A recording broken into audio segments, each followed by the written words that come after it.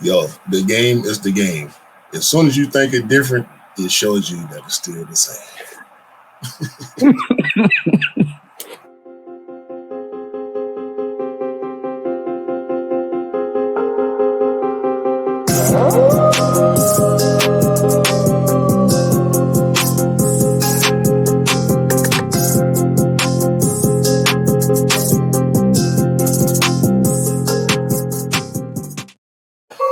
Hey, welcome back, guys.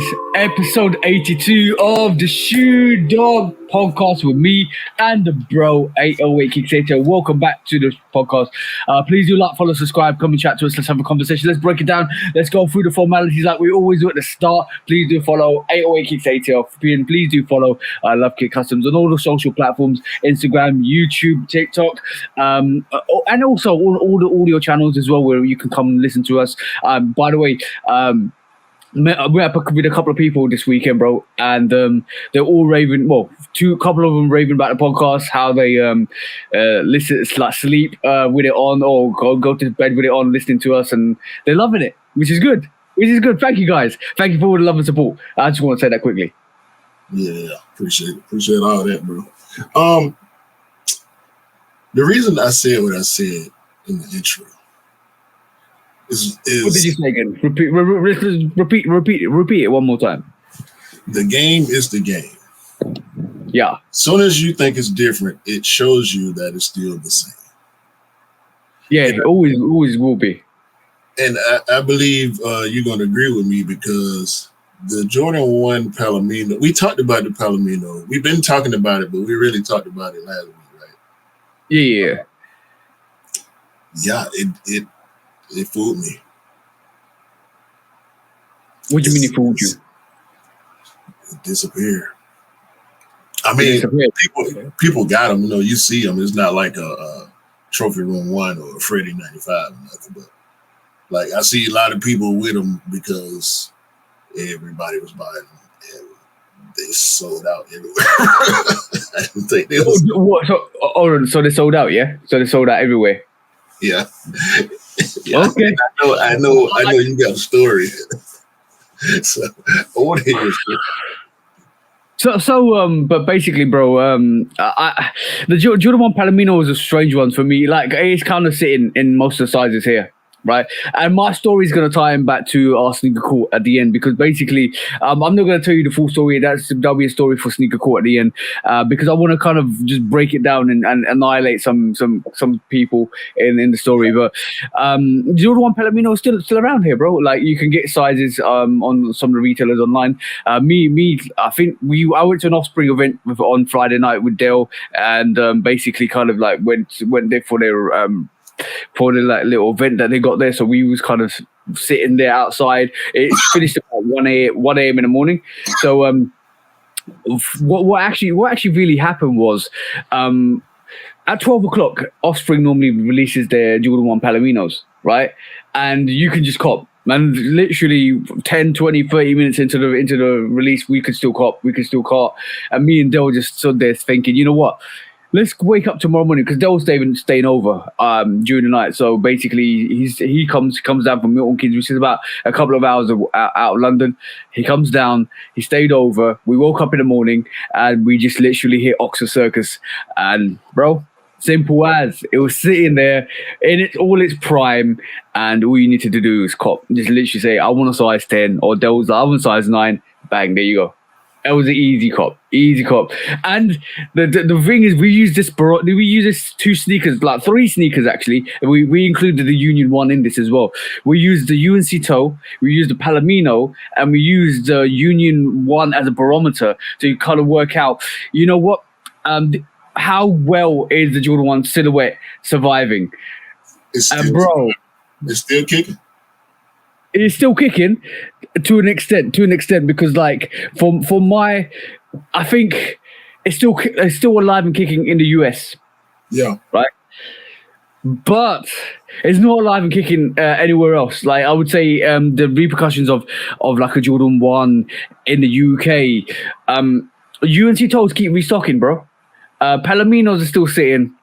So the love for the Jordan 1 in comparison to 2021 when the Moccas and the UNC came out, we saw 2019 when the Unions came out.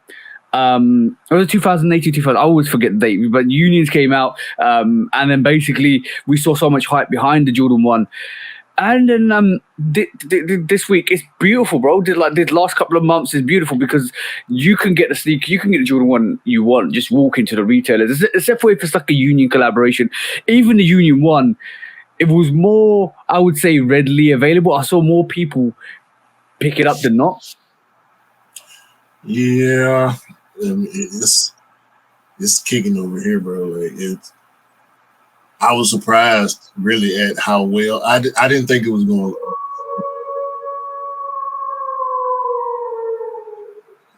Sizes popping, nothing, bro. All day yesterday, this morning, I haven't seen any Palomino, nothing, bro. They out. It's definitely out. I was just surprised. I was surprised how well they did right off the top. Like they didn't linger. They didn't last, a few hours into the day like some of the other ones have recently. The ones that do sell out, it's a lot, bro. I'm still seeing like full size runs of the cement highs. For you, Jordan 1 cement highs. Yeah, I'm still seeing Laney's. It's the steel pine greens popping up. The black toes keep popping. The black toe lows keep popping up. So I was surprised how well go and sell. Yeah, they're all going on sale, bro. Like literally, they're all going on sale. You couldn't. It's beautiful for people that actually want to get it and buy, kind of rock them, because obviously there's going to be a core of people that actually kind of buy the sneakers because they actually love the sneakers, which is pretty much I think our demographic anyway. Because basically we still pick up sneakers. Like I think the Bulldog 5 isn't sitting around. That's one sneaker I haven't seen sitting around. No, I see it like I see it in store, like a couple of my local stores posted pairs, but I don't think it's selling out, but it's doing pretty well.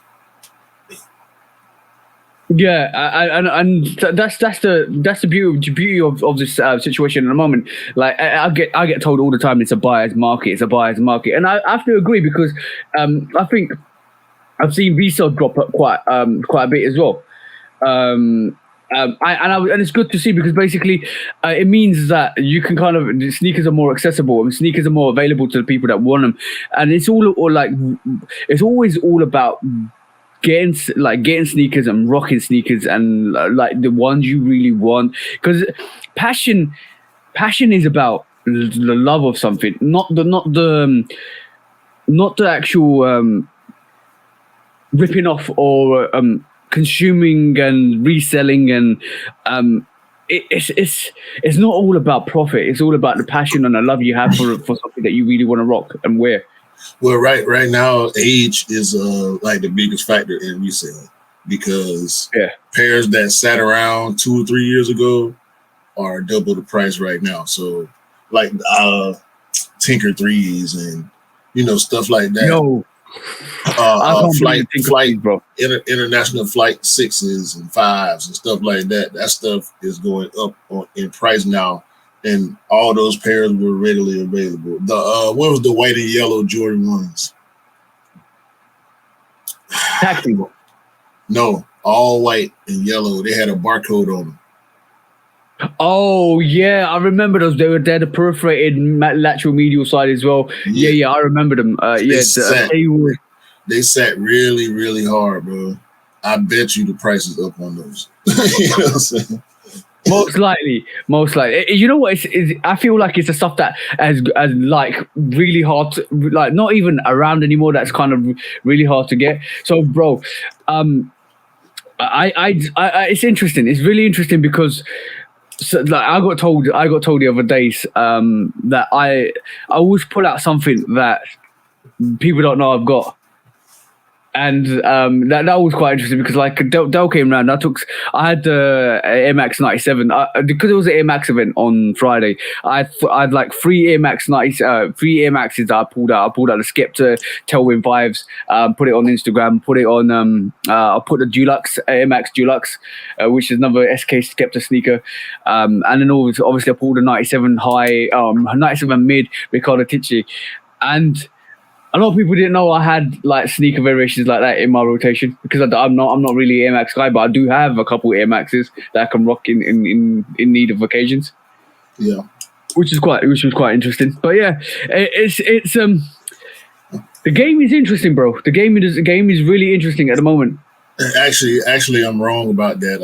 It's called First Class Flight. That one, it's actually pretty reasonably priced. It's like around $220 for our size. However, I saw the Tinker 3, the one I'm wearing today. It was like $4 Yeah. Guess what? What? I paid $113 for my Tinker 3. It was on sale. It was on sale. I had a coupon and I had reward points. So it was on sale for like $150.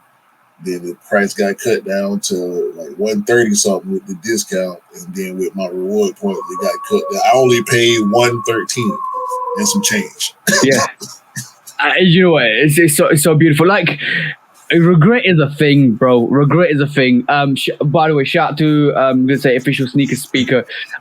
He was. I saw him on Friday. He's a really good guy. He's a dope guy.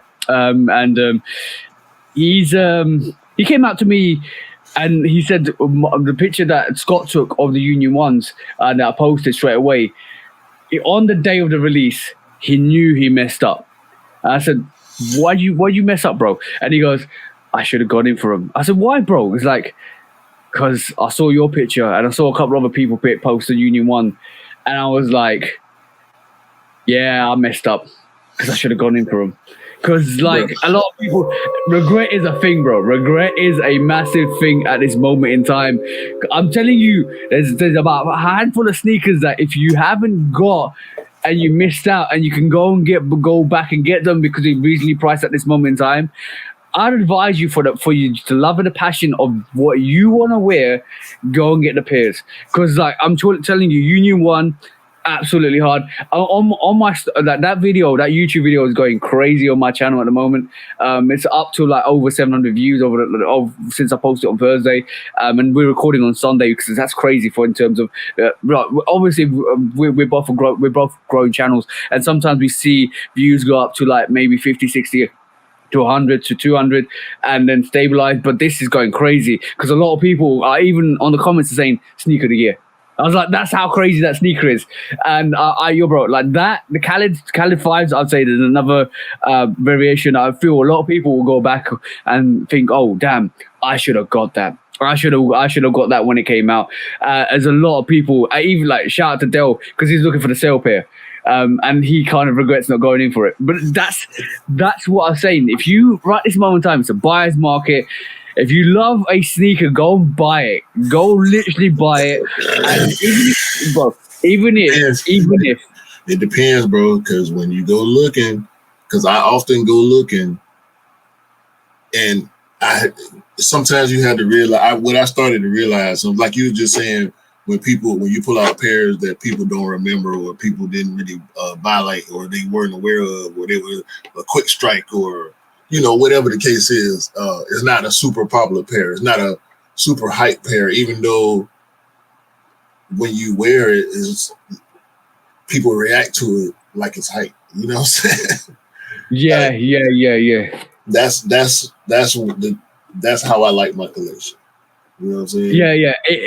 I love that. I love that as well. It's like when you pop off a pair, when you pop off like a really good pair, and a lot of people don't see it. And this is why I like wearing, and this is why this is a 101 trait. This is sneakerhead being a sneakerhead 101 school, right?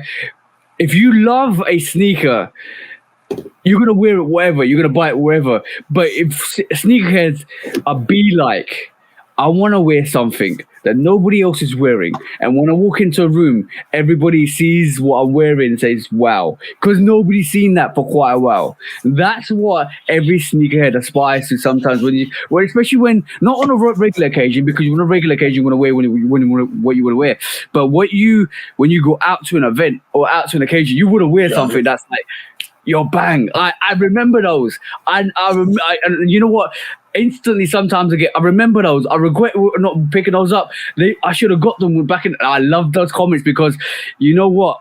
That shows somebody else's passion. Like, oh damn, I should have got them. I want to go back and get them. I've had that with what the fives. I've had that with a couple of sneakers now, and it's amazing to see because like you can have a conversation with somebody like, yo, I remember these, and you know, blah blah blah. And this one will sell, and it's such a good conversation to have because you kind of start vibing with somebody easily. It's such a good thing to have. Yeah. So this is 808 Takeover Week. we should be numbering these weeks. Like I think this will be the third Takeover week. Yeah. I'm going first this week. You're going TJ Takeover next week. I got it's Labor Day weekend. Shout out to everybody that's off work tomorrow, which is Monday, which is actually Labor Day. Some of us still have to go to work, but I'm going to my aunt's house after we record. Plus, we got another show to do after we record, a live show. Yep. I'm breaking the fourth wall, which is, you know, a rule of mine that I've been trying to enforce on you. But I'm saying all this to say we can get through these quick strikes. And because it's 808 Takeover, I was compelled for some reason to do this. What I'm about to do has never been done in the history of the Shoot Dog Podcast. For the first quick strike, the sneaker gods have forced me to actually the sneaker gods have actually forced me to like some Adidas somehow. Oh, the colors are changing. The tides are shifting. Kiwi is starting to love some Adidas. No, I didn't say love. Like. All right, like. Then let's keep it 808. Let's keep it 808. It's you like. I'm gonna show them some love on it because they've been doing. First of all, let me say the Adidas Yeezy Dunk. I ain't been hearing nobody really complain about it. I ain't been paying super duper attention to it or nothing at all, y'all know. But I ain't seen nobody complaining. I ain't seen no like production issues or delivery stuff or nothing like that, right? So, by the way, UPS drivers get paid a whole lot more money than they used to. So theft is going down on the UPS front. However, I actually saw a TikTok the other day about UPS drivers saying how much they get. It was quite amazing. Like you're talking about someone making like $40 an hour, bro. Jeez, bro. UPS, are you hiring? Why are you not driver? But yeah, this Adidas NCAA rivalry low pack. This is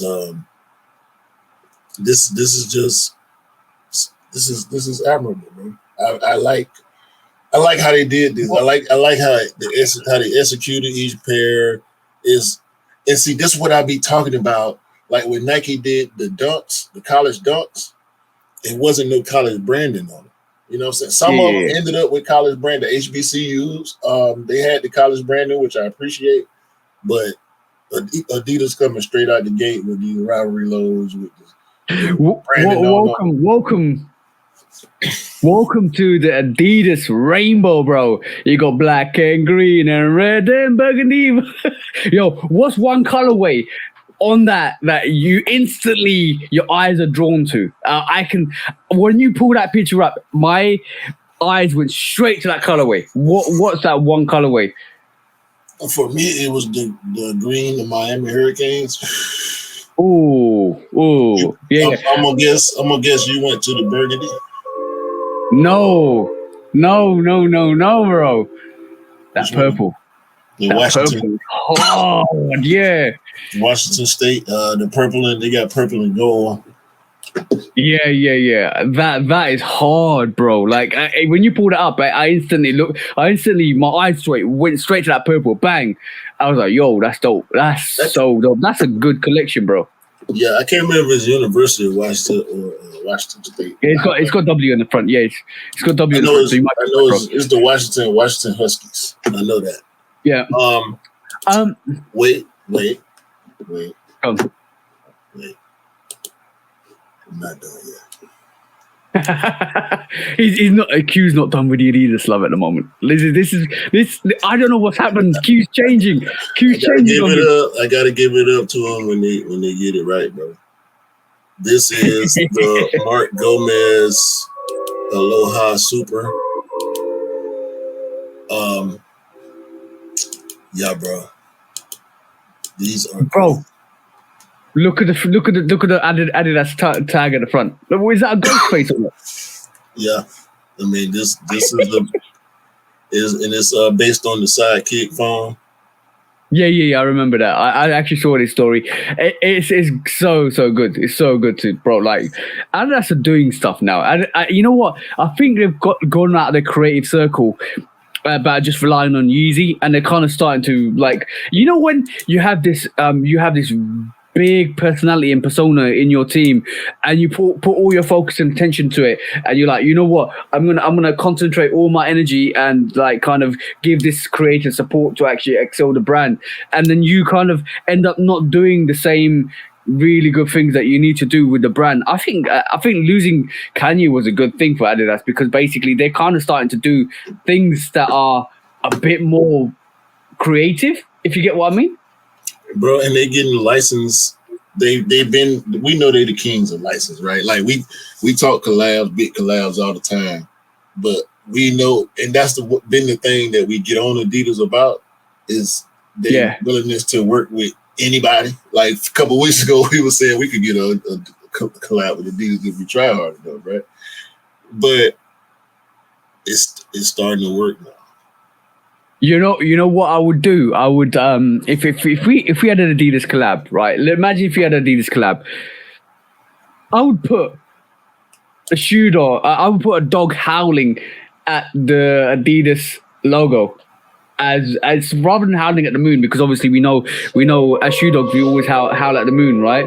When we want a sneaker, right? Middle of night, midnight releases, and you're howling at the moon to get the sneaker. Well, but basically this would be another situation where you could have a dog howling at the Adidas logo, and literally it would be like a moon with the Adidas logo in it, because it would be like it looks like a Batman sign, but the shoe dog sign. Shit. And listen, that Spider-Man cleat, bro, it's official Spider-Man brand. Shout out to the companies like Marvel that's big enough to where they can do whatever they want to. Nike, Adidas, and whoever else want a Spider-Man shoe, they gonna do it, bro. Oh, bro. Adidas is big pimping out here, bro, at the moment. Let's just be honest. Hey, speaking of big pimping, right? Speaking of big pimping, have you seen the big red boot bape? No. That's the big red bape. Right. Bro. That's dope. So is that custom? I don't think so. Oh, that gives it more validity in terms of like the release, because bro, like that's if they've literally, like, think about it this way: the big red boot, the crop yellow boot, now the bait boot. If this is an official collaboration, that's crazy, bro. It is. Bape made it, but I don't know if it's going to drop. But they did credit Bape for doing the boot. So maybe it was just a big red boot that they put the print on, and it's not an official collab. But Bape did make it. So why not? If I was Mister, let's go. You're right. You're right with what you just said, because look at the undertone of the sneaker, because basically the sole of it looks like it's red. So red, it must be a big red boot kind of a Bape custom collaboration. Yo, bro. Look at that blue version. Look at that blue version. Yo. Pink camera. Sheesh. I'm going to say one thing. Like, this is a great advertisement for Mischief, and this is a great advertisement for Bape to actually get with Mischief and say, look, we're ready. If you want to do this, let's do this. 100%. Listen, they already got a situation with Nike going on. Mischief had a Nike situation with Lil Nas X. Why not? The enemy of my enemy is my friend. He's my friend, exactly. That's a very good saying, bro. Like, very, very good saying. Speaking of enemy and friend, right? Why is Concepts doing a Bape collab right now? You tell me, bro. I don't know, but if I was Nike, I wouldn't like it. Why? Because you're one of my big collaborators, and I'm at odds with this company. So why would you want to work with them right now? Like, which relate? I would be looking, if I was Nike, I'd be looking at it like, which relationship do you value more? Now, if you're feeling like, look, I'm neutral in this, ain't got nothing to do with y'all argument, I'm gonna do what I want to do because I can. Ain't no contractual obligation that says I can't work with them because y'all at odds. That's up to Concepts. But Nike can then go, well, I ain't gonna work with y'all anymore. Yeah. I agree with that. But like, you know what's really interesting? Like last week we talked about the Bape forum. Sorry, Bape forum low. Right, which look like the Bape Star, the Bape Star A4 one, which we kind of don't know. That's a kind of a bit of a like not a sly, underhanded like, but it's official because obviously it's not Nike silhouette, but it's a sly way to say, yo, we're still gonna do what we're gonna do. Now Bape look like they've done a collaboration with Concepts, and now they reached out to Mischief. Is this the Bape revolution, like basically reinventing themselves to actually kind of become more relevant, like they used to in the late 90s and 2000s? Excuse me. I can agree with that. That's what it looked like, the show, and it makes sense because if they're gonna keep having trouble going forward with the Bape still, which is a big product for them. It makes sense to shift away from the sneaker thing for a while, at least until this Nike situation over with, and they know exactly. What they're doing it. But they do it look like so. They're doing it in a way where they're not trying to do what they used to do, like basically take a silhouette and kind of like have a lawsuit on them. But like with the whole Mischief collaboration, they know Mischief takes the designs of other silhouettes, so they did the same thing with Mischief. They took their silhouette and made it a Bape boot. Yeah. So from that perspective, I think they kind of, if you can do it to other people, we're gonna do it to you anyway. Because you know what? If you're gonna throw a lawsuit at us, we're gonna like Nike's gonna throw a lawsuit at you and blah blah blah blah blah. That's fine, right? Yeah. So it's like a good lawsuit merry-go-round in terms of that. I'm gonna sue you. You're gonna sue me. You're gonna sue the other person. I'm gonna sue somebody else. And you know what? Money just goes from one hand to another. That's the lawsuit merry-go-round. Let's just be honest. Like that's what's happening at the moment. Like Adidas is suing, Nike suing. Adidas is suing Bape. Adidas is suing this or not Adidas. Nike is suing Bape. And Nike suing John Geiger, Cool Kaya, blah blah blah. So Bape, it's a mess. But that's the thing, right? That's what I'm saying. So Nike and Adidas got a thing. Bape and Nike got a thing. So it makes sense for Adidas and Bape to work together. Yeah, yeah, and you know what? That's an official collaboration as well. That collaboration is official because it's authenticized with Adidas at Bape. Now, but then Bape, they've been working together. Bape and Adidas been working together for years. Exactly. But then also on top of that, Bape are doing the concept collaboration. Then they without the actual kind of go ahead from Mischief, they actually just took their boot and actually put Bape camo all over it and kind of put it as an exhibition. Maybe it's like, all right, Mischief, you take other silhouettes, we're going to take your silhouette. Don't complain because obviously you're hypocrites. See what I'm saying? If you could do it, we could do it too to you guys. But and you know what? It's almost like Bape's like, you know what? Before Mischief was around, we were doing this before you even were kind of a concept in the sneaker cell. Like literally, before you even thought about doing what you're doing in 2023, we were doing it back in the 2000s. See what I'm saying? So that was more like, and it'd be good if they actually did a proper collaboration, Mischief and I'm pretty sure Mischief and Bape, like that collaboration would hit. I'm not, like even the apparel would hit a lot. I mean, this concepts Bape stuff is cool, but I don't know, bro. I think Nike just in such a mode right now with all these lawsuits that it probably wasn't a very smart idea to collab with Bape if you got any interest in working with Nike.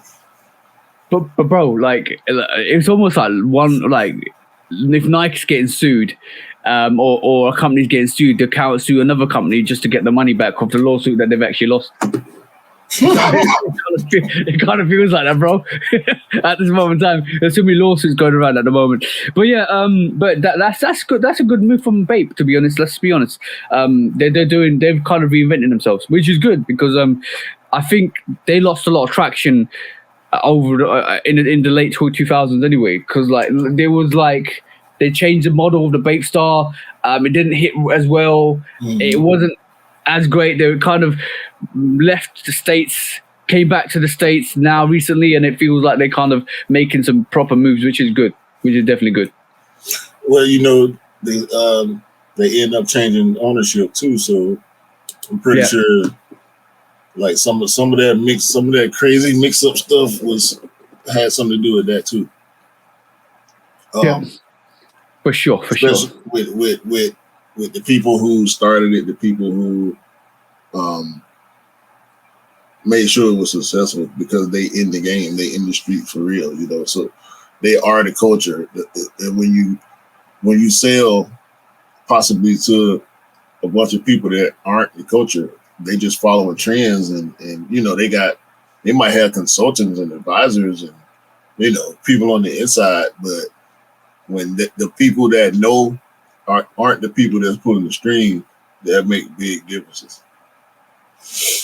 For sure. I don't know. Maybe that got something to do with the reason why Nike decided to go ahead and go after them because it ain't the same ownership no more. Yeah, it's interesting, like the whole Nike philosophy. I've got my own opinion on it, and you know what? Like I'm starting to change my mind a bit in terms of the creative aspect of design, sneaker designs, and sneaker innovations and stuff like that. Because I kind of feel like it's a bit of a rhetoric where you kind of confine somebody's creativity or creativity kind of to kind of just you can't do this because. I know it's intellectual property is a massive thing and stuff like that, but through the space and through just like breaking some eggs to create an omelette for some people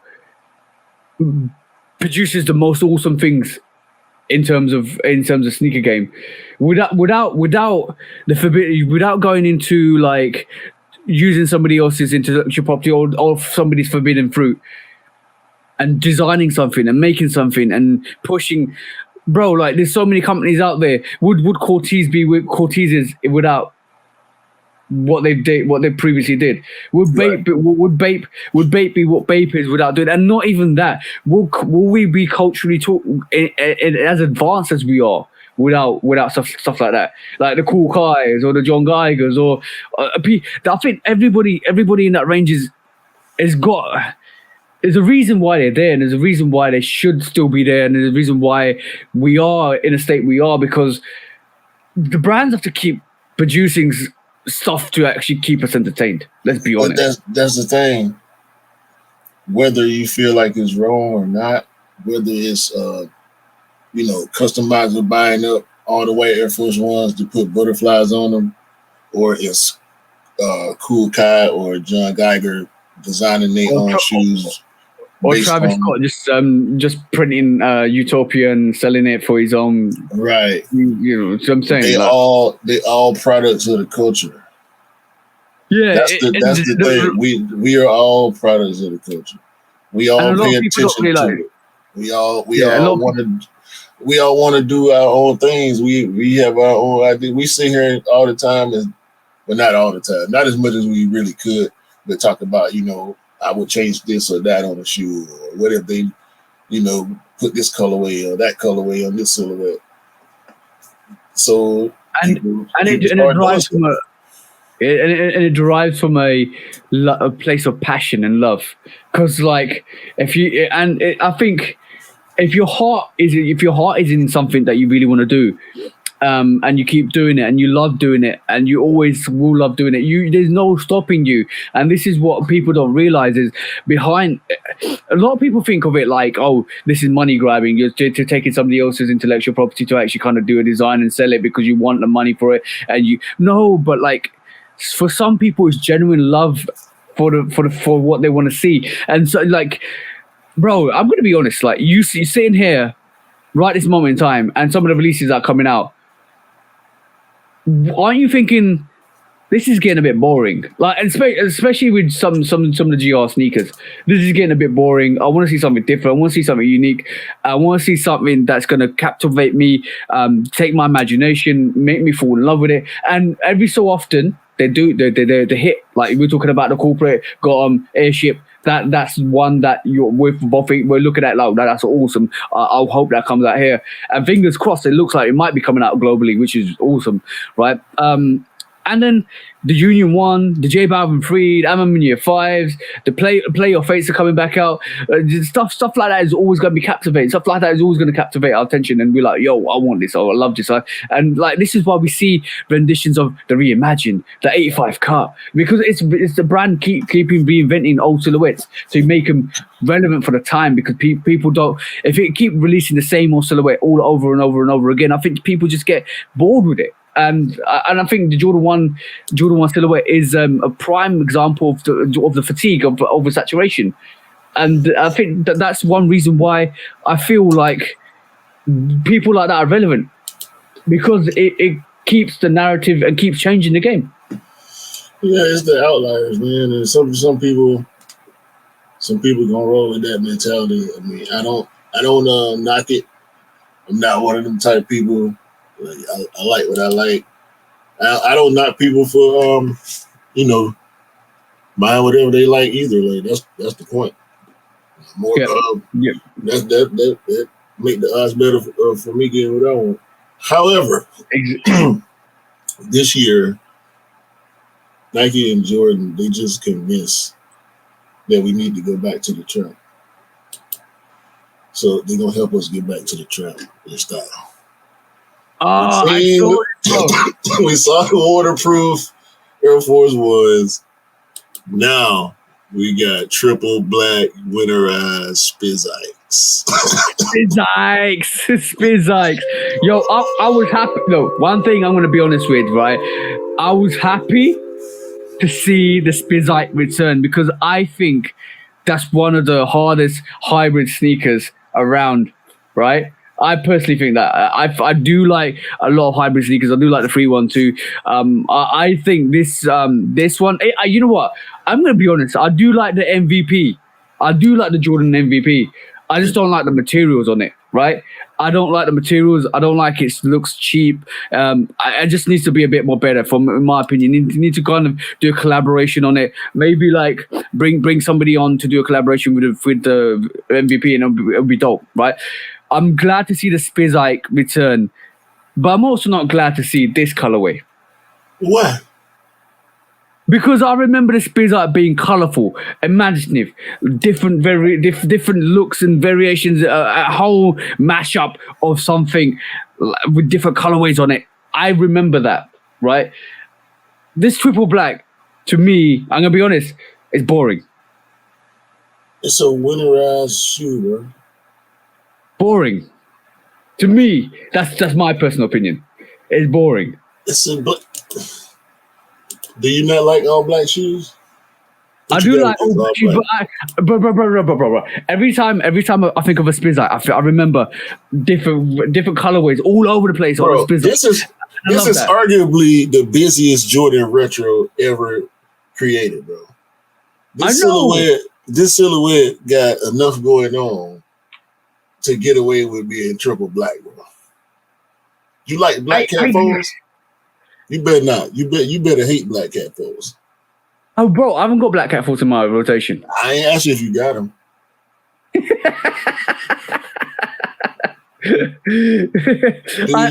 Bro, black cat foes? Is what I asked. I do like them. So why you shitting on this triple black winterized Spizike, man? Don't you want your feet to be secure and warm when you out here stepping on the ops? I do, but like when I think, look, bro, I'm gonna be honest. Whenever I think of Spizikes, I think of colorways that are. I'm gonna share my screen now. I'm gonna show you what I mean. When I think of Spizikes, I think of stuff like this, bro. I think of like colorways that actually look wrong. If that come out, you gonna buy it? Yeah, of course I would. I would buy that. Okay. I would buy the Do the Right Thing Spizike. Okay. And you know what? Honestly, I've been for the last year or so, I've been looking at Spizikes and looking at what the prices are, what the condition is, if it's worth getting. I've been looking at it. Honestly, hands up. I've been looking at it because I like them. I do like Spizikes, and a lot of people don't like them. A lot of people think, you know what? Yeah, they're just a hybrid sneaker. But every sneaker, I believe, is a relevant innovation to the game. But I'm really surprised. I'm really surprised at your take on this because I feel like either one or two things are gonna happen. Either you are not a fan of the Spizike and you just appreciate it for whoever wanted it, or or you were gonna get optimistic about the prospects of OG colorways and other colorways of the Spizike coming because this Spizike is coming. Because that's where my mind went when I saw this. I said, "Uh-oh, the Spizike is back," and a lot of people are gonna be happy. A lot of people are gonna be hating, but a lot of people act like they miss Spizikes. So we're gonna see what happens. You know what I'm saying? I'm gonna. One thing I'm definitely gonna say, right, is I said at the start, I'm happy the Spizike is back. I'm really happy the Spizike is back because we can get the OG colorways. We can get some crazy colorways. We could, you know what? Travis Scott better do a Spizike. That's all I'm saying. So Travis Scott better come out and do a Spizike because, yo, you know how crazy that would be. I'm just saying, right? We'll talk about Travis in a minute. I know we are because I've already seen the news. Right? I'm just saying, I'm happy. I'm so happy the Spizike is back because I will be picking up if the right colorway, the right Spizike, I would be picking it up. 100%, I will pick it up. No word of a lie. The quality on point, colorway on point, classic colorways. I'm going to pick them up. But I'm going to say what I said, bro. I just believe that this all black. It's fine. Nah. It's fine. I just don't know, bro. I'm not saying that I'm doing cop, but I like the. I've never been and this is a grade school size that we're looking at, by the way. Yeah. I've never been a fan of the Spizike. This triple black actually makes me like the silhouette. Ooh, that's a statement, bro. You know what's gonna happen with this, bro? You know what's gonna happen with this. Like every triple black sneaker that we see, it's gonna sell out. It's gonna be really crazy on the resale. I don't know. I like that prediction, but I'm looking forward to seeing how it's gonna go from here. I mean, but like everything, bro. Like everything, like the Mac Attacks return, like the Air 21 return, like everything's coming back out again, bro. Spizak's about now. Like just think about it. How many retro silhouettes are coming back from the past? And we know you talked about it last week as well. The Drake Nocta original sneakers coming back. Right, exactly. And he put a Nocta spin on it, change a couple of things. I like it. I chose not to bring it up. I want to see better pictures of it. I got a perfect saying to this. Sorry, bro, I'll cut you off. It's back to the sneaker. It's back to the sneaker. Forget Back to the Future. This is back to the sneaker. We're going back in the past to bring back retro silhouettes, bro. It is literally. Nah, I got something totally different though. just for you. You like Cheetos? Yeah, of course I do. The flaming hot Cheetos, bro. They're dope. Like, yeah. Here you go.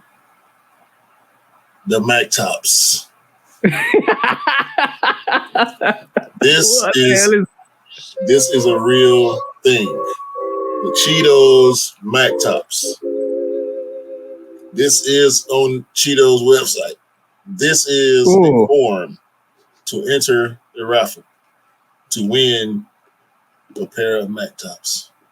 They got jalapeno, they got original, and they got the flaming hot. They also got a separate raffle for this little bag that's got the same print on it. Yeah. All I'm gonna say is, if you're wearing those, you better be having a bag of Cheetos with you, bro. That's what I'm saying. That's the only time I'm gonna wear those. That's the only time I wear those. Is, like, yo, let me get my Cheeto shoes on. That's it. That's the only time I'm gonna wear them. And when I'm gonna eat Cheetos, that's it. And it's gonna be dependent on the flavors. If you go back up to the top, you can see there's a green colorway, which is probably that jalapeno colorway. Yeah. Oh, that jalapeno, yeah. And you got like cheesy. And you got the flaming hots for the red. Yo, if you're wearing those Mac, what's it called? The Mac Cheetos, yeah. Mac Tops. No, we're gonna call them Mac Cheetos. If you're wearing those Mac Cheetos, you better.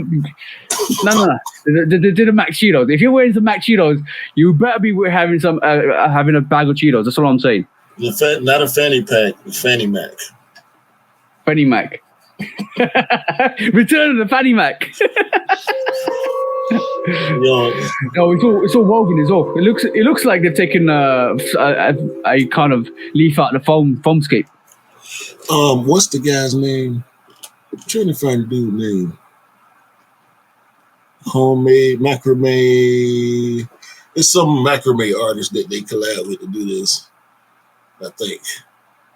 Okay. Coral Castillo brings her signature macrame. Yeah. You know what I Yeah, I'm tripping. She right here, Coral Castillo. Yeah.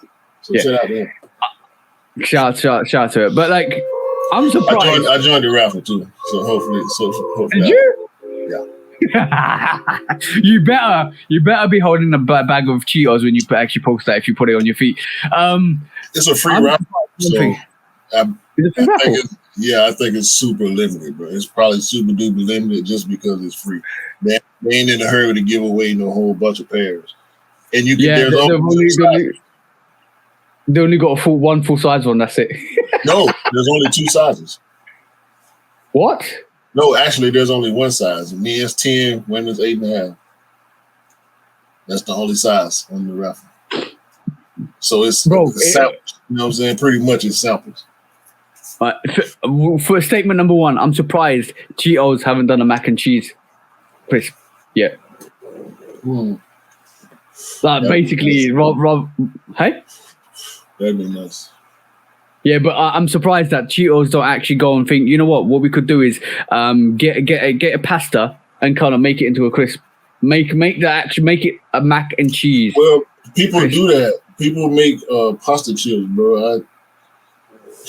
I can't do it, bro. I don't want no fried pasta. Yeah, and number 2, it almost feels like this sneaker's like you like what do you call that? Fits all, or one size fits all. That's basically sounds like what this is that sneaker that you can kind of put on your feet. You know what? That's a good invention. Like imagine you got a bigger size, you got big size sneaker, and then you press a button and it kind of sneaker just shrinks into your form. No, you talking about like the Back to the Future mags, the actual Marty McFly, not the mags that people wear. But that was self-lacing. But the actual shoe that Marty, like his jacket, you know what I'm saying? But yeah, bro, like Marty McFly jacket, he hit the button and it shrunk to fit him. Yeah. I'm talking about that. That'd be dope. Imagine the next evolution of sneakers is basically one size fits all. No size run. Basically, just a one size fits all. You go in and you go, all right, cool. I want those Jordan 5s, and I was all right, cool. Here you go. Gives you up. The quality looks fine. Everything looks fine. Bang. Put it like it's like this big. A whole size run. 2-3 size runs big. You stick your feet in. Press the button. Sucks it in. There you go. I'm good to go. Comfortability on level. That's pretty far away. I know it's pretty far away. It's probably beyond our lifespan. But all I'm saying is that'll be dope. But also, it's like a new evolution to when we kind of like when you go to like a Nike store or Adidas store when they actually kind of make you run on the treadmill with all the sensors and you kind of like measures your pressure on your feet, how the best kind of way to actually mold the sneaker to your feet so it's comfortable for you, because everybody has a different way of walking. Everybody's feet is different to one another. So even if you buy a Jordan 5, whatever it is, and I buy a Jordan 5, it might not be as comfortable for you as it is for me, or it might be more comfortable for me than it is for you. And you know how it goes. So you can kind of specialize the comfortability of that sneaker based on just your aspects of your feet. So that could be the next kind of defining moment in sneaker evolution, possibly. I ain't doing all that. You gotta take care. People have to. I said this a while back too, and you have to really lean into as sneakerheads. I really feel like we should take better care of our feet in general. You know what I'm saying? Yeah. That's a good statement. Make sure you take care of your feet. Moisturize your feet, keep your feet healthy, and yeah, love your feet, because that's the base of your foundation. But that's why. Before we go, God, I want to say there was this debate on TikTok this week, right? I should have covered this in the start. Stephen A. Smith came out this week and said that if the NBA winners are World Series or world champions. Do you agree with that? Stephen A. Smith didn't say that. Okay, no. Somebody else said, how can you be world champions, right? If you just won the domestic league. I understand. I understand what he was saying. It don't matter what Stephen A. said, really. Because there's a massive debate. There was a massive debate this week. Everybody been debating about Gilbert Arenas. They argued about it for like 30 minutes on his podcast. Yeah. The point he was making is understood. The way he said it, I think, was whack. Because it felt like he was being derogatory or he was hating or whatever. And what I agree with the one point that Gilbert Arenas was making, like he plays a more individual sport. Even though you in the Olympics is the biggest stage. The only way to get to the Olympics is to represent the country. So what I'm saying, what I mean, he might not necessarily care about the representing the country part as much as he does about the competition part, the going to win, to be the best runner in the world part, to be the fastest man on the planet part. That's the individual competition part. When it comes to the NBA and basketball outside of the U.S., we know there's a big gap. And most of the time, the comments that I heard on this topic, that's where most people was leaning towards. Like, yeah, we got a handful of really, really great foreign players in the NBA right now. But if it was about NBA teams versus other basketball teams in the world, the NBA would win regardless because those players play in the NBA, so they would be on the NBA team versus being on the national team. You know what I'm saying? Yeah, I agree with that. But basically, it's kind of in that aspect alone, it's being you're downgrading everybody else's league, which I think you can't technically say, you can say you're the best team in the world. On paper, you can say that you're the best in the world, but you can't call yourself World Series champions or champions of the world because you haven't tested yourself outside your the domestic arena. And the prime example everybody's been using is the Premier League and the Champions League. The Champions League is a league, is a format of competition where all the best players play in the Champions League. But the champions of the Champions League, they're called the champions of Europe because your team is the champions of Europe. But you have to go and play in a FIFA Club World Tournament to test yourselves against all the best teams in the world. Then you can classify yourselves as champions of the world. And Liverpool went and did that after they won the Champions League. And a couple of other teams did that. But in certain cases, when Chelsea went and won the Champions League and got beat by Corinthians, which is a Brazilian team, and they're supposed to be the best team in the world, right? Well, technically, Champions of Europe normally wins that competition, but a Brazilian team went and beat them. So from that aspect alone, you can't call yourselves champions of the world or world champions until you tested yourselves against them around the world. And your argument is, I do. Your statement is correct. I think the NBA team like the Lakers or the Warriors would probably go and smash 90% of the teams around the world, but you haven't played the rest of the teams around the world, so you can't. Guess what though? USA is beating the brakes off everybody in the FIBA World Cup right now, and those aren't listen. Those aren't the best players in the NBA that are playing on that team. Yeah. But the thing is that there's another thing as well because hold on. We ain't even supposed to be talking about this. This is my show. Yeah. You're bringing up topics on my show that I did not have on my itinerary. We're not finna do this. I'm not finna let you hijack my broadcast. I made my initial point.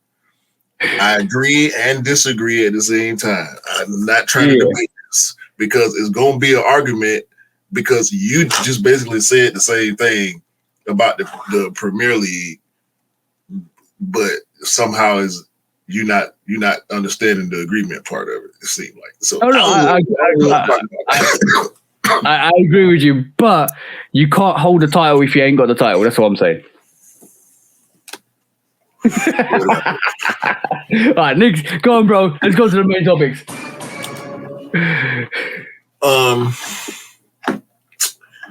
Yeah, bro. I'm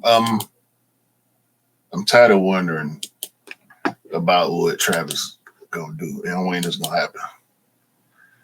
Cause now we got a whole nother silhouette,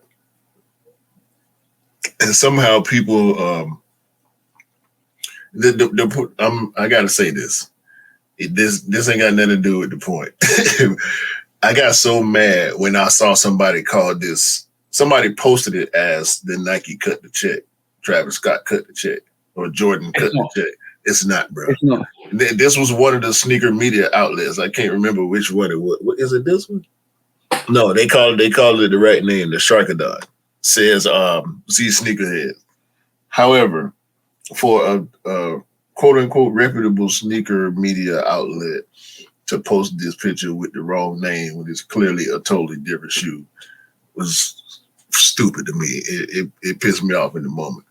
But this Sharkadon, clear inspiration from this Nike Zoom Spiridon. I like it. It's got the Huarache, the mesh Huarache strap, mesh, the sail, the white, the brown. I like this more than I like to cut the check. Really? Yeah. I think I can understand why a lot of people got mixed up with this sneaker and the cut the chip because and is cut the chip the official name for that variation of Travis sneaker? Because I thought it was just. Maybe it's. I don't think it's been given an official name. I think we've made the name. Oh well, it's whoever the sources were got the name. I mean, it is what it is. We never know, bro. Because I think. Go ahead. I just think it's a spin on the fact that Travis has actually got his own silhouette, so he's cutting the check with Jordan Brand. I think that's the pun of it. Anyway, maybe I don't know what the name is going to be called. Maybe called Cut the Check, but probably will most likely be now because obviously it's very popular within the urban sneaker realm. But I can understand why a lot of people got confused because it kind of does look similar to Cut the Check, but if you knew what the Cut the Check sneaker looked like and the fact that this has got a strap and all of that stuff, I can understand why people got confused. But like we say, bro, everybody's really quickly really quickly on stuff like this and don't check the fact check, that's what it is. So they end up basically just calling it what it is and thinking of calling it what it is. I know. I saw the same thing with you, bro. A lot of people are calling this the Cut the Check sneaker, but it's not. Nah, I mean, we all know Travis love brown, bro. So he gonna put brown on everything. Every chance he get to put brown on something, he gonna do it. So just pay attention. But nah, bro, I like these way more than I like the Cut the Check silhouette. Like. Okay. I want these. I want these more than I wanted to Cut the Check initially.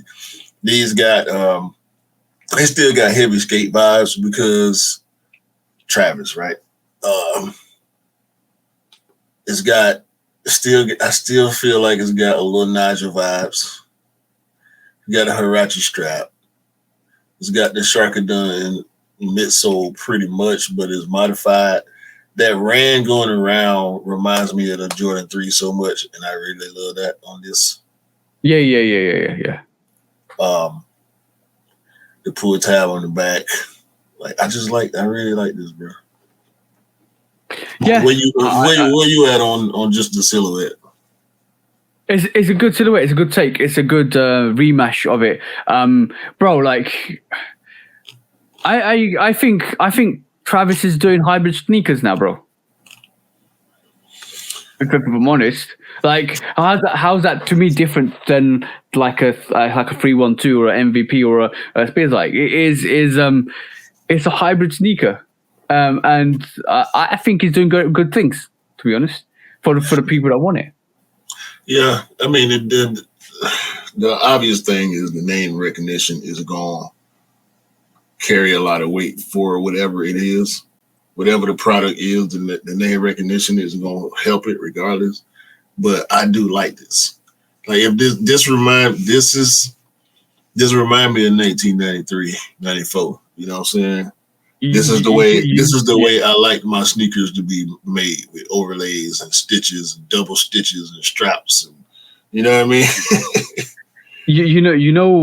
You know, there was an event that happened before COVID, right? Or was it before COVID or just after? No, before COVID, when you knew that Travis can sell anything, and you could make doggy toys or doggy treats, and people would still buy that and keep it. Like, remember he did those Travis McDonald's. And like sneakers, like stuff that you have to eat, but people didn't want to eat it. They left it there. When you can do that as an artist for the brand, and then sometimes independently, and I don't think he's going to get reprimanded with those Air Force Ones either, bro. When you can do that, you basically know that you can sell anything, and your weight and your name carries weight. I think that's when you realize at that point. I think that's when Travis realized he could basically do anything in terms of merchandise and apparel, and it will just sell. But he actually posted this Sharkadon on his page. Yeah. Z Sneakerhead says that's the name. We know at this point, his track record is good enough to where we can believe him a lot of times. Not necessarily on the mock-ups, but because Travis actually posted this on his page, I feel like this is the silhouette that he decided to go with. Because he didn't post. Did he post the other ones? Not like this. It like the pictures might have came from him, but he wasn't posting the close-ups of the shoe and stuff like he did this time.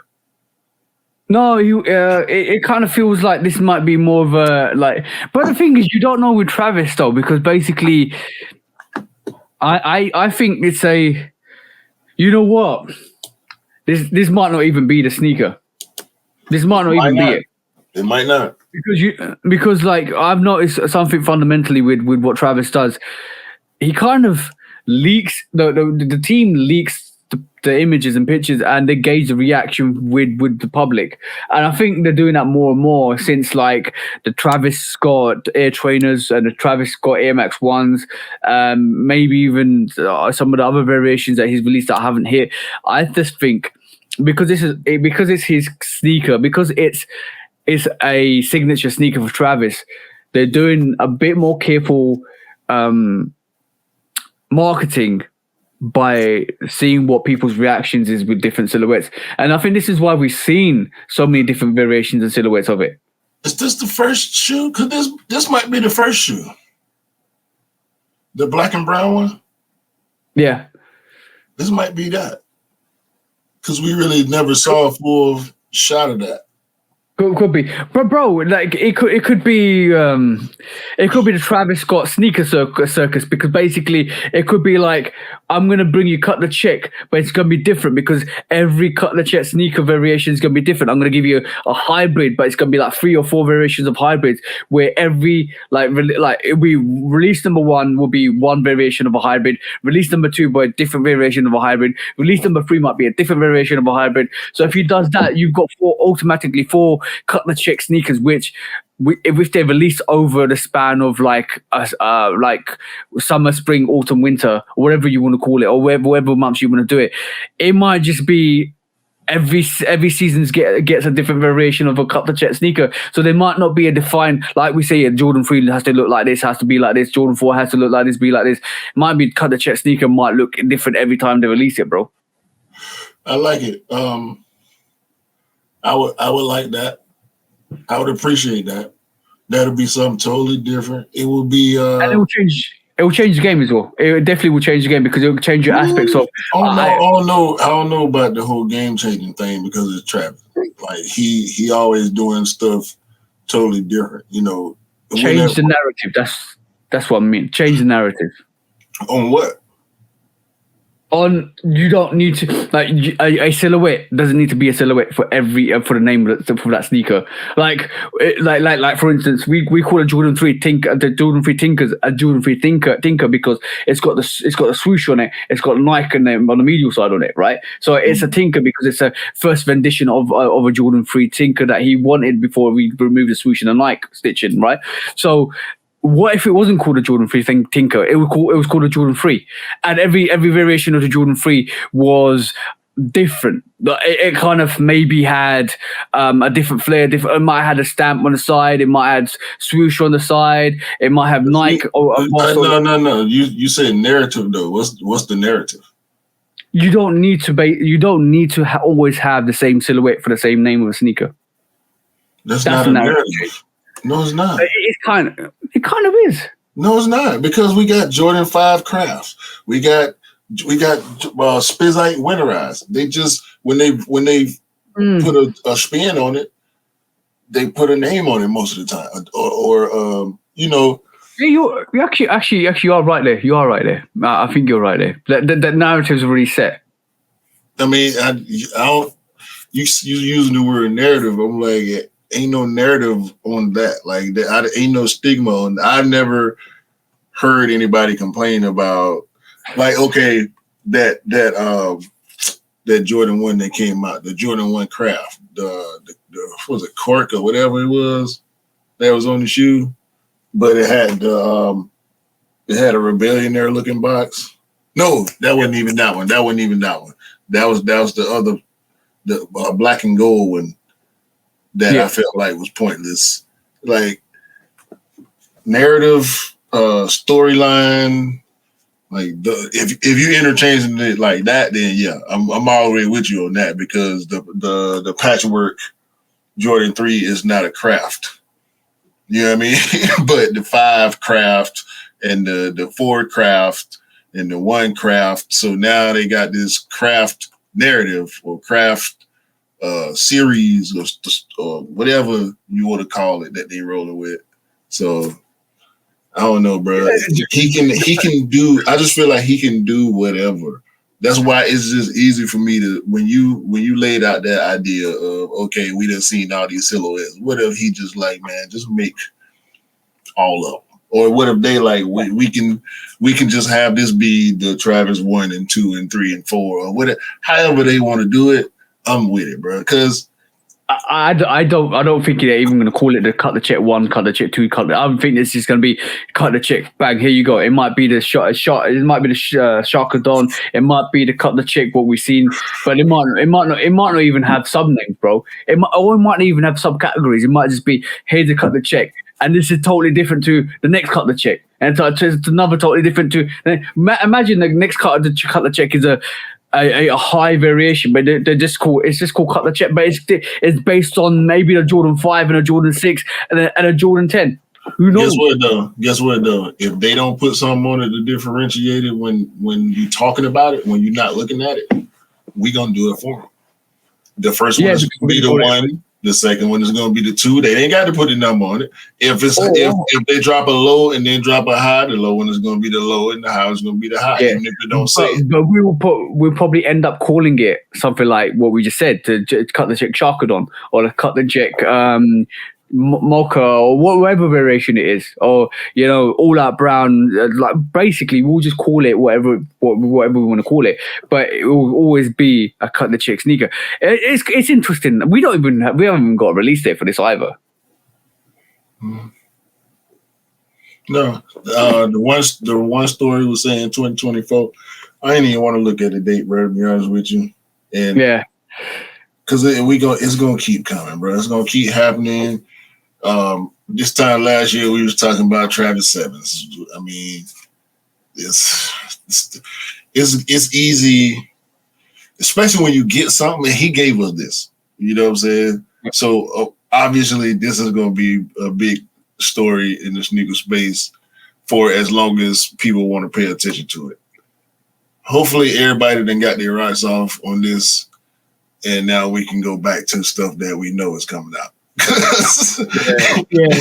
Exactly. I'm tired of people guessing, bro. I appreciate this because it came from him. Like he posted it on his page, he got it on his feed, just like the other pictures. When we see him with stuff on feed, yeah, we gonna run with it. We gonna look at it 100 times. We gonna come up with our theories and release date possibilities and blah blah blah. That's the fun part, not the mock-ups where you just throw a back of swoosh and some brown on a random silhouette and say Travis finna do this.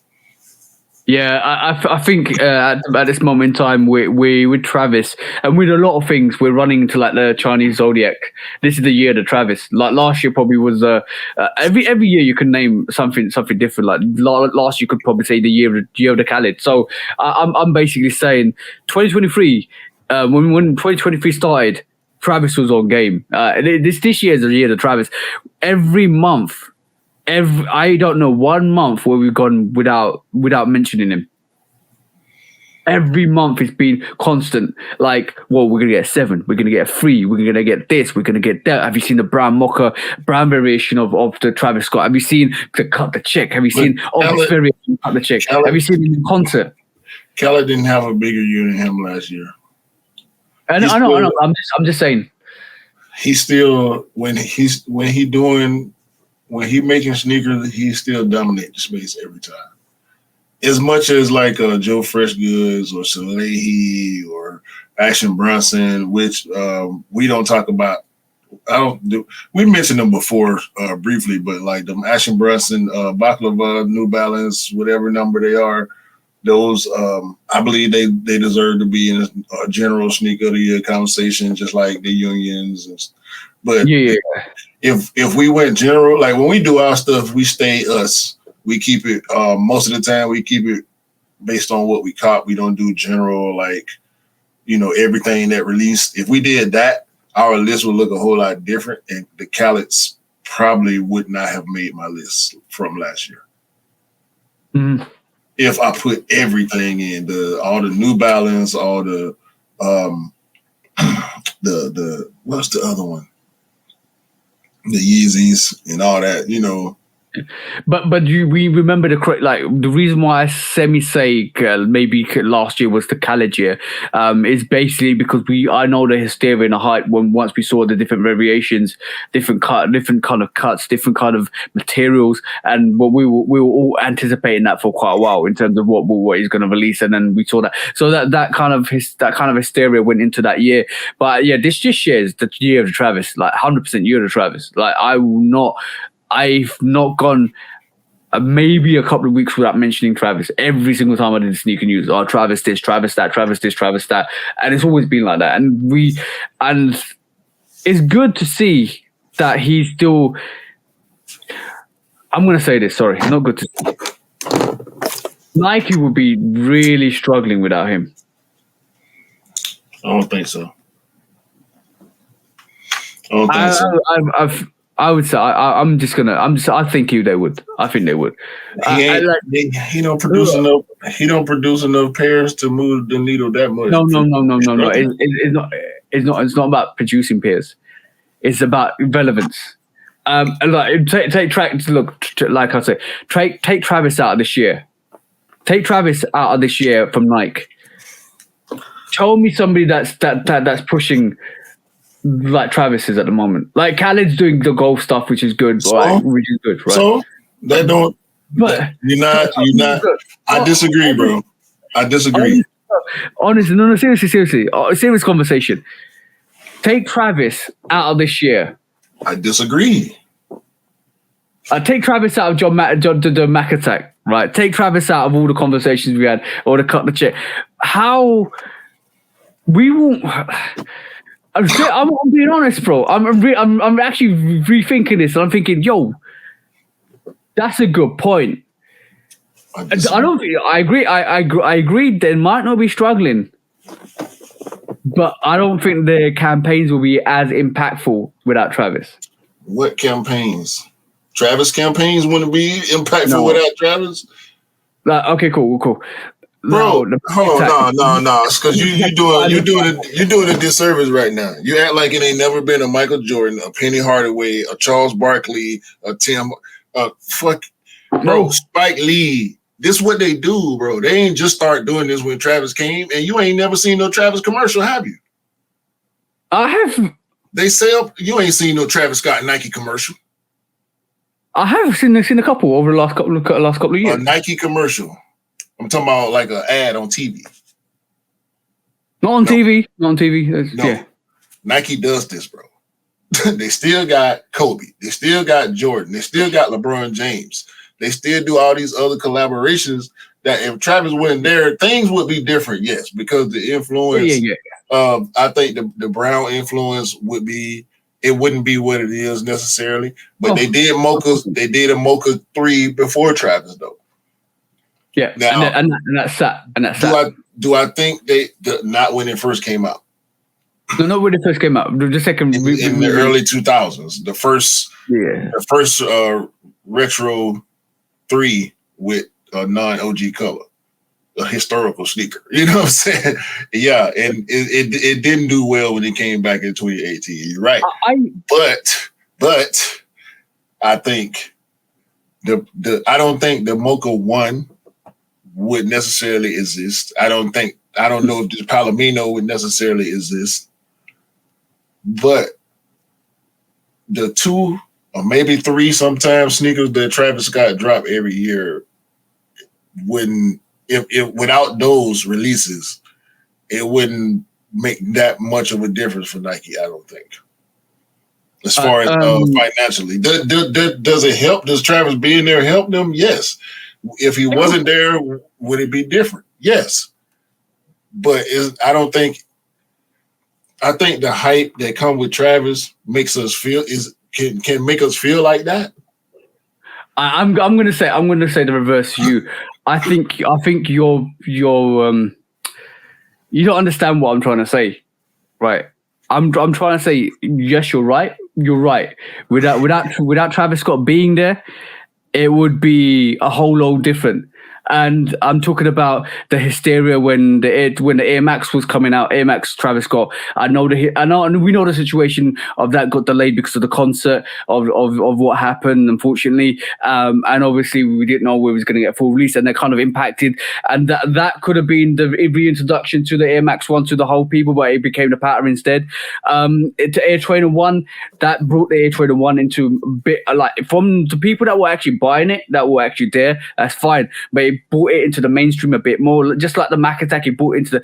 I think it's kind of a disservice to kind of say that him not being there would be a massive impact.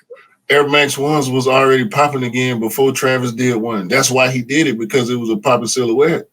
People don't even rock the Travis Air Max like that. It's not even one of his better silhouettes in the overall opinion of the culture.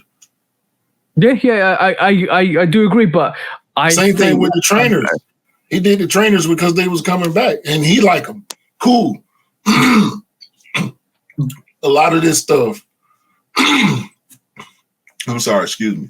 The Brown, I would give him. I'm not giving him credit for the Air Max 1. Oh no, I'm not giving him credit for the Jordan 1 being what it was, but none of that, bro. The Fragment was already a thing. He wanted to do his spin on something that already existed that was super hype. No. Now you kind of got the mix up with the brown colorway, which I think brown has always been there, but Travis Scott made it his own.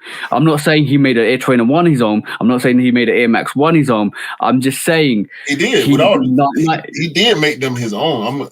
I'm not trying to take nothing from what he did. You know what I'm saying? What I'm trying to get at is him jumping on that silhouette brought it to a wider audience.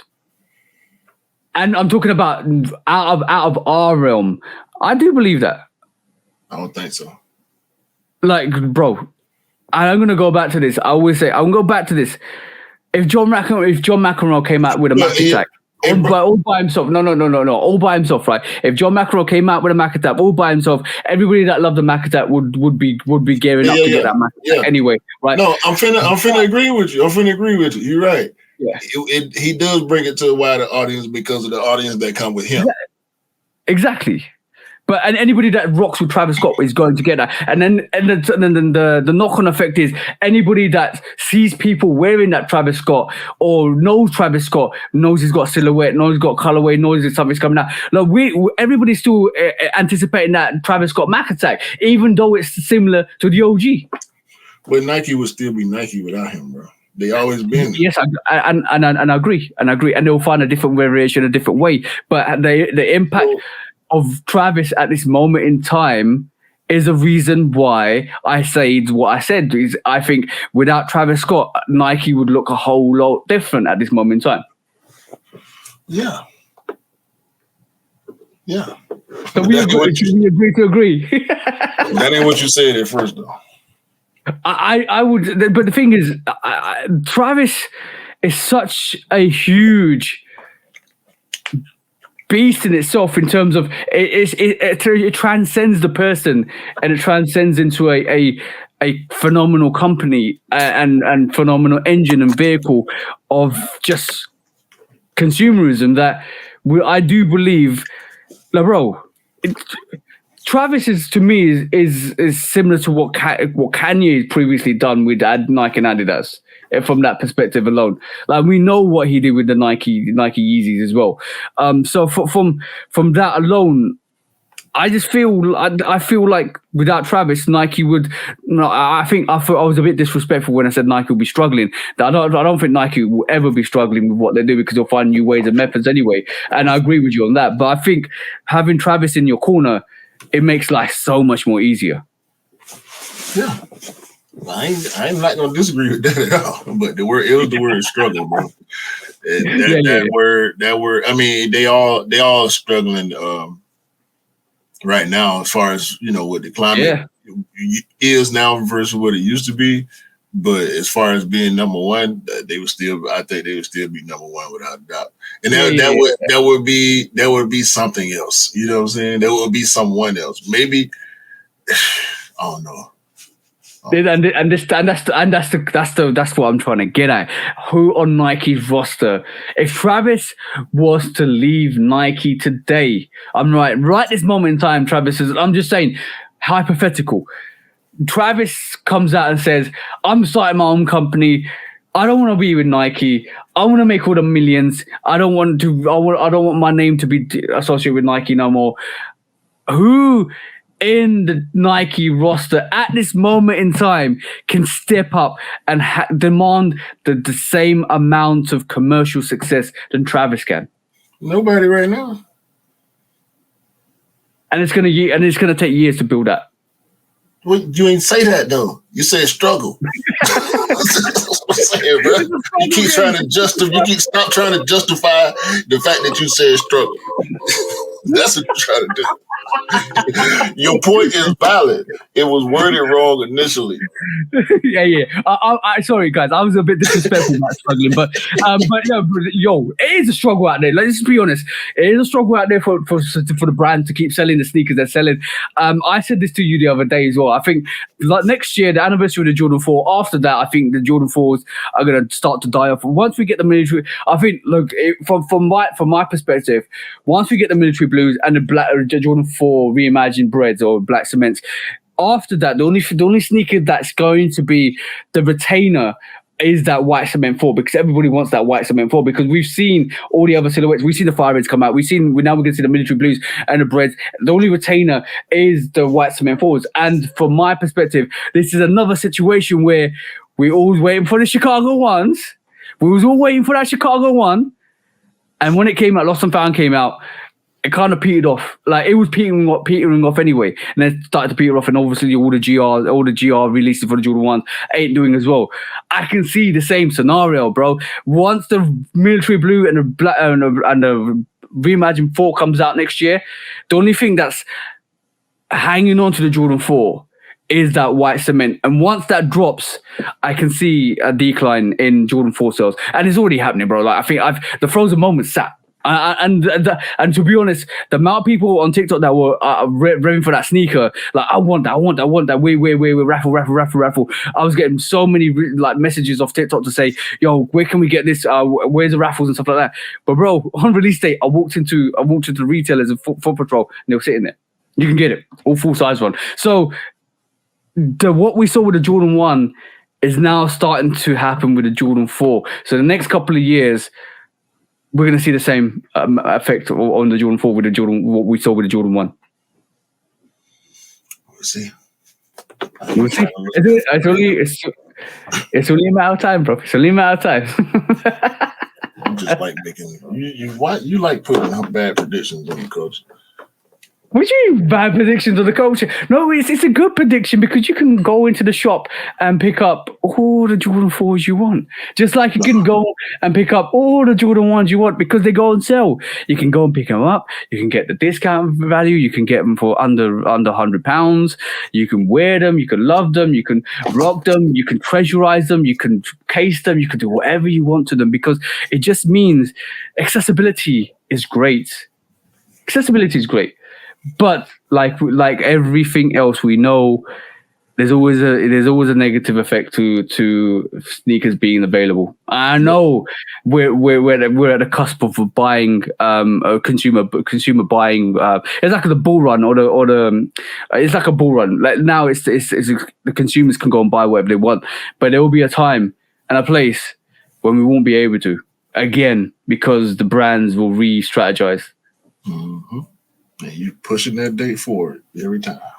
I'm not. I'm just. Look, bro. It's just some little on me here, bro. It's just me here. We're talking. Yeah. Probably doesn't listen to us. Adidas probably doesn't listen to us. New Balance probably doesn't listen to us. They probably don't know we exist. So what we're talking and saying and the narrative we hold has no relevance to the brands because they don't listen to us. So they'll do whatever they want to do. So what we can do is just predict what we can see, and what we can see is what we're predicting. No, but spells are words, and the way you be believing some of this shit you be saying sometimes, they'll be like, he really want that to happen. If it happens, I'm gonna be mad, bro. I'm gonna be mad at you. Abracadabra, hocus pocus. Yeah. Nah, remember when you kept saying how easy the lost and founds were gonna be to get? Yeah. And everybody got them except you. No, I still got them. For cheers, shout out, bro. I know you got them, but I'm talking about all you were saying. Everybody we know hit, and you was the only one that didn't actually hit for yourself. You know what I'm saying? The karma came back, but to me, that was a lesson in stop trying to make so many predictions sometimes. Because I just got a taste of that with the Palominos. I thought the Palominos were going to sit around, and nope, wrong. Yeah, but that's hindsight, bro. But like, the way I look at it is, it's always going to be. I do believe still to this day, like you still got to keep the same energy in terms of releases because you don't know. Like we could make so many predictions. We could be told some like, bro. The other day somebody says there's only 12K pairs of J Balvin 3s coming out on the sneakers app in the States. Right, and I looked at that and I said, no, there can't be. There can't be. You can't release one of the most anticipated pairs this year and only release like 12K pairs, and that means there's only going to be 100K pairs. Well, globally, that's ridiculous. So there's a lot of smokes, mirrors, and daggers and all of that stuff we know already on social media to kind of amp up the hype on sneakers. But for the fact that like it's. Keep the same energy, bro. Keep the same energy because you never know how a release will go. And so, like, if you want a sneaker and like most silhouettes, you'll be like, all right, cool. Maybe Jordan 8 will sit, maybe Jordan 12 will sit, maybe Jordan 13 definitely sit. You can probably pick that up, wake up, or even get it on sale. But some sneakers like Jordan 1s, you don't know how they'll do, even though they're sitting at this moment in time. Like you said, the Palomino sold out. The Unions was what obviously was going to sell out, but it was more readily available. So you got to keep the same energy for a release if you want it. If you don't want it and you're second-minded, just wait for it, and you can probably get on the secondary market. The fact that the Palomino was going under retail on the resale market told me enough I needed to know. My size was going for 160 on our famous, hated resale platform, right? Yeah.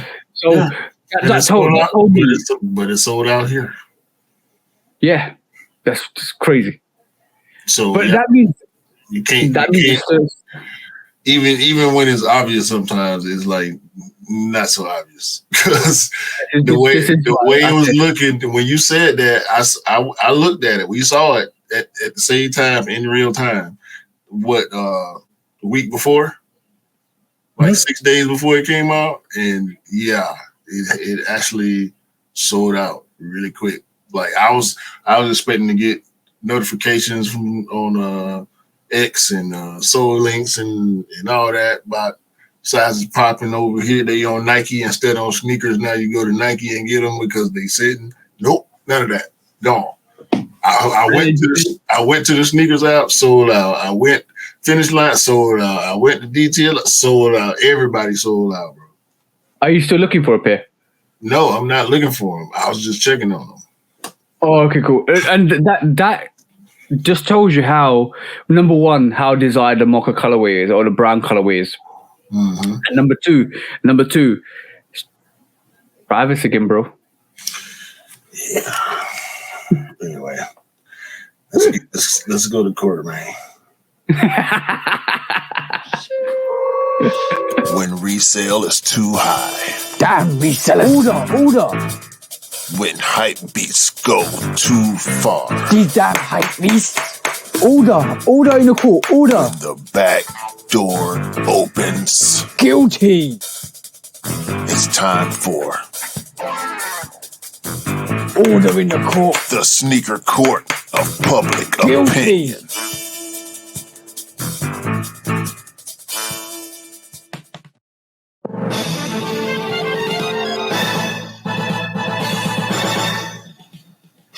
Guilty. Welcome to the sneaker court of public opinion with me, Judge Public Opinion and Executioner. What's up, bro?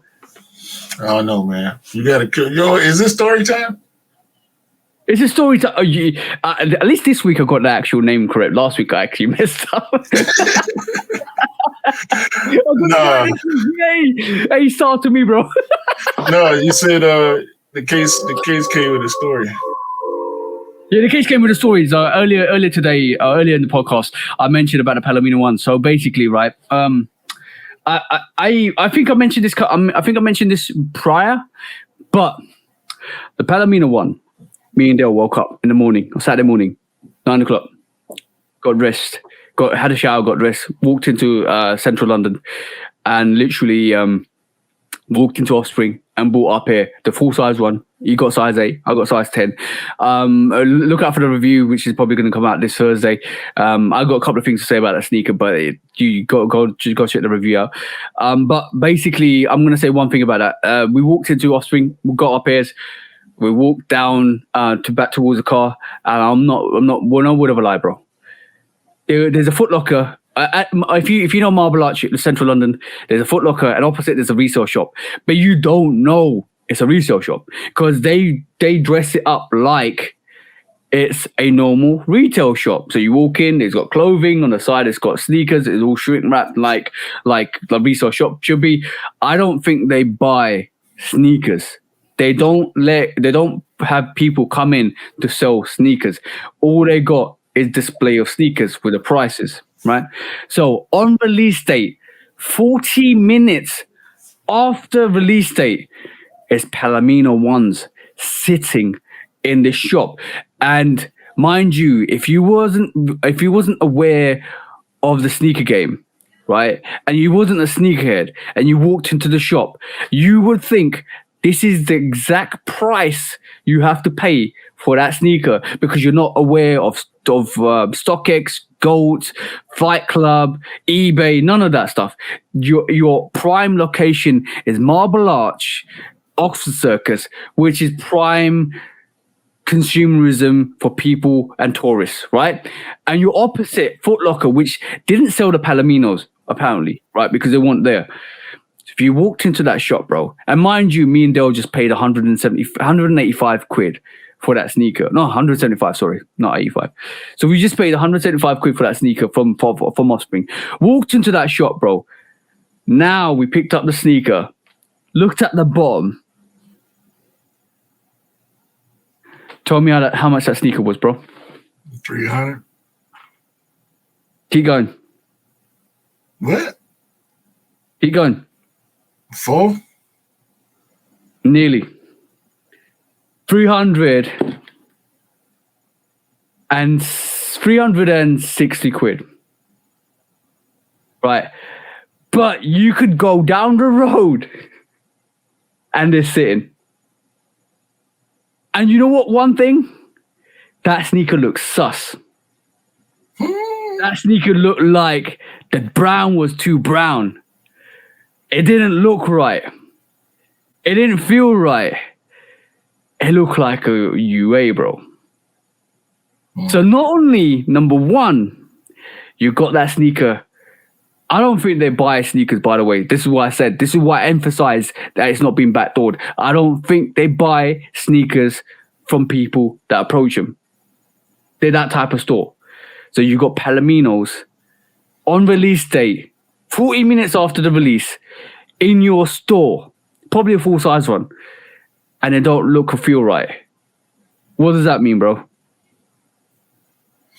They're selling fakes. That one there, bro. Me and Dale looked at each other and was like, what? And everything about that store seems sus. Yeah, bro, I'm taking them to court because that's profiteering off vulnerable people once again. And you know what? I put it on my story on Instagram, and I said these resale shops are tripping, and a lot of people said that's the price that most of the resale shops are selling their Palomino ones for. Okay. That's crazy. How are you selling Palomino ones double the price? And this is why one of my predictions I made a long time ago on the podcast, about maybe 6 months ago. I can't see the validity of resale shops lasting. In terms of brick and mortar resale shops. Sorry. There's a lot of resale shops here.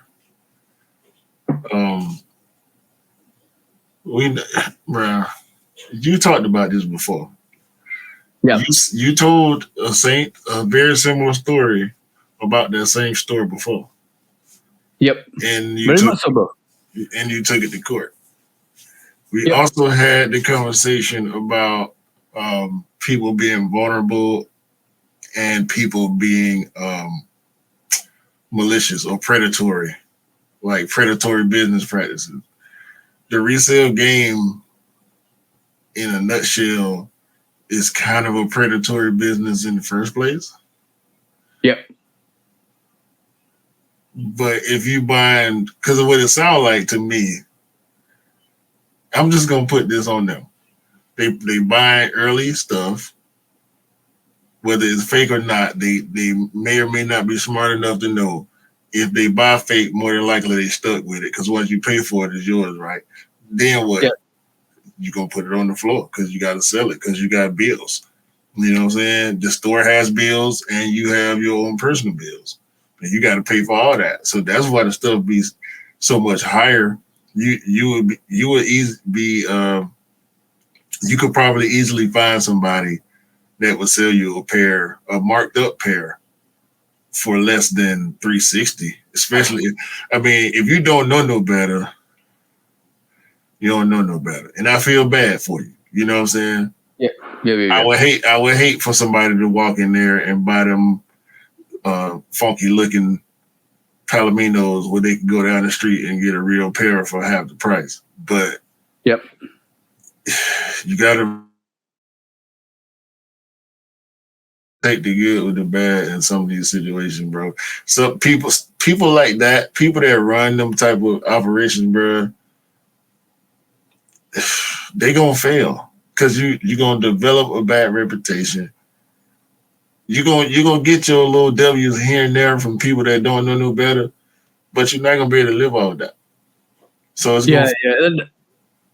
it's scandalous. It's absolutely scandalous. And like the last time I went to a resale shop pre-COVID, it was like, this is probably like 3 or 4 years before COVID even hit. I went to this resale shop. They was the black. This was around the time the satin black toes released, right?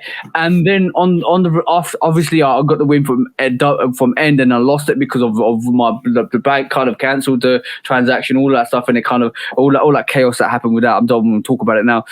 But I went to the resale shop and they were trying to sell me these black toe satins for like £700 or £800 when you can buy them from StockX for like £350. That was ridiculous. The same scenario, bro. Like the sculpting, the actual, the fact that some of these resale shops, especially this one, were selling it for double the price when you can walk down the road. And if you didn't know they were sitting there, and if you wasn't a sneakerhead, you probably end up paying that because you've seen this and it's come out, you like it, you want to buy it. I think that's bad behavior 101, bro. That's the verdict, man. Bloody hell, bro. Like, that's crazy. Absolutely crazy. Guilty for picking on vulnerable people. What's the verdict, bro? What are you going to give them? What are you going to condemn them to? Hopefully every sneaker they can get in their store is a 30-day fake. Like one of them ones, it looks so good. The materials look perfect. And after 30 days, it just turned into dust, sitting on the shelf. The Cinderella sneaker, bro. After 12 p.m., after 12 a.m., it just disappears. Yeah, I'm talking about they whole inventory just turned into dust. They come into work the next morning and start opening boxes and there's ashes. Yeah, bro, 100%. I'm gonna say this, bro. Yeah, I for 100%, you are going bankrupt. And 100%, you are not gonna get as much people buying your sneakers. It's a time of year that people can go and people can get educated and learn that they can pick up sneakers from everywhere else, so they will avoid your shop. And your shop did look empty. If you keep sculpting sneakerheads and you keep over exaggerating the prices, you are not going to get the revenue that you want to sustain your business. And all I see is foreclosure coming to your door. I don't want it for you guys. I don't condemn it for you guys. But the way you run your business is going to happen. So on that note, guys, enjoy it while it lasts, because it ain't gonna last any longer. Yeah, you talking about, bro. Trash.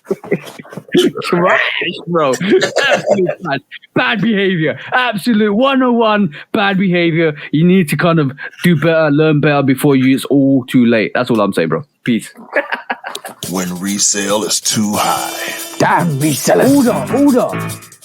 When hype beats go too far. These damn hype beasts. Order in the court. Order. When the back door opens. Guilty. It's time for order in the court. The sneaker court of public Guilty. opinion.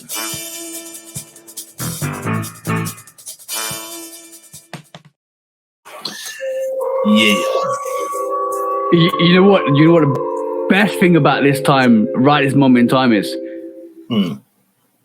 Sneakerheads have got so many choices. So many choices. Yeah, that's a lot, man. I mean, I'm gonna stick with what I do, bro. I see a lot of stuff, new stuff that be interesting sometimes. Every now and then I'll step outside a little bit, but yeah, I'm gonna stay in my lane, man. Because we got a lot. We be having so much coming just on the outside. I don't want to venture too far away from the path, you know. Yeah, you know what? One thing I remember people telling me when I was picking up, when I started picking up Air Trainer ones, a lot of people said, and you know what? I always say this now as well. I repeat the same sentence: "You're in trouble." Like because people know once you get into a different silhouette, it's a whole new catalog. So when like I was talking to Del, he wasn't into fives like that, and then until he started seeing my fives, and I said, "Bro, you're in a whole world of trouble." He goes, "What do you mean?" You got this, you got that, you got this, you got that, you got this, you got that, you got the catalog is crazy. Like we know the catalog with the Air Max ones, we know the catalog with the Air Jordan ones, we know the catalog with the Jordan 3s. Now if you start introducing 4s and 5s and 6, it becomes a whole complex situation where you end up getting pairs and pairs and pairs. You want this, you want that, you want this, you want that, you want to go back and get this and that and this and that. It becomes a whole new catalog. You might as well start it's like going to a whole new retail shop and you're discovering a whole new wardrobe. Staying away. Welcome to the Jordan 5 shop. I'm good where I'm at, man. Good where I'm at. Yeah. Exactly that, bro. That's it, bro. Episode 82. Big arguments, man. Big arguments. It was, bro. It kind of felt like that, but it was fun. Nah. You can Q is sitting there preaching all peace and love, no violence. Hey, man. You stay away from the Nike slander here. Let me take care of that. I'll decide whether we can talk bad about Nike or not. Only me. You know what? You surprised me today, though. Yeah. Hey, man. Adidas love. Where'd that come from? It wasn't no love. It was just a little spotlight. I don't let them folks. Oh, bro. I'm glad my seeds are sprouting. It's not. No. It's not. I've been stamped that out, snatched it out the ground, set it on fire. All that. De-weeded and everything, and you're clean. Your garden is clean of any Adidas sprouts. Right. So you can keep your KSIs and all that to yourself, your M&Ms and all that to yourself. Anyway, guys, Shoot On Podcast 82 with me and Q. That was good. It's good to go and break it down. The Q takeover. Next week is it my takeover next week? Unfortunately. I can only imagine. I can hear the celebrities now. I'm gonna have to have a cup of coffee next week. We're gonna have a whole informative seminar next week, boy. I'm telling you. Welcome to the School of 101 Sneakers with TJ and Q next week on the Love Kicks Takeover. Sneakers 101. Yeah, Sneakers 101. You know what? I'm still in your title. That's the name of this episode now. Uh-huh. That's the one. That's the one. Sneaker 101. Yeah. You know what I'm going to say one thing before we call it, right? I'm gonna say this, right? We're on episode 82, and I know we don't like to look at the episodes, but I'm gonna say one thing, and I always think about this when we record a podcast. I'm gonna say, bro, thank you for encouraging us to do this podcast, because every week I still get on here and I'm still excited for the podcast. I'm still excited to talk and to kind of just have fun. I'm just so glad that you are the person I'm actually doing the podcast with. Even though some of you guys probably think like, oh damn, like we annoy each other really badly on a podcast, but we don't. In real terms. No, you do. We yeah. It's real. It's not a show. It's real. No, it's real. It's real. That don't mess up nothing though. You know what I'm saying? That's just no. It's barbershop talk. You know what I mean?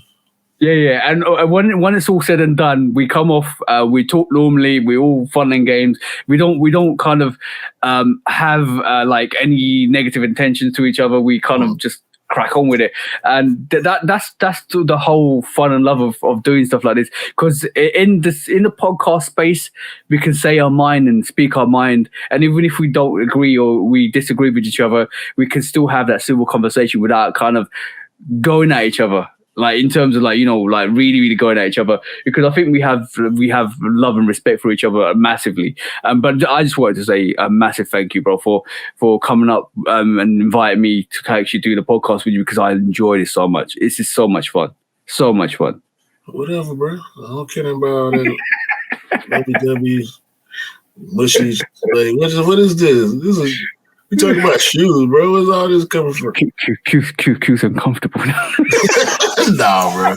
You know I rock with you. You know I rock with you. Bro. It ain't no. Anyway, bro, call it before we start saying something different that we don't even mean. No. Say what you mean and mean what you say. If you change your mind, say that and say you was wrong or your opinion changed or whatever. And also have a great day. Great week, great month. We only got a few of them left for the rest of the year, so let's make it count. Let's make it count. Let's make the right decisions moving forward. It's about to get cold outside. It's holiday in the U.S. Y'all be careful. People gonna be drinking. There's gonna be a lot of barbecuing. For some reason, I know people are gonna be shooting fireworks, and this is not one of them type of holidays. So be careful with the fireworks. I know y'all gonna do it. I hate it for y'all. I'm good. This episode 82, man. We out of here. Yeah. We out here. Peace out, guys. Peace out. Take care. And see you guys soon. Peace.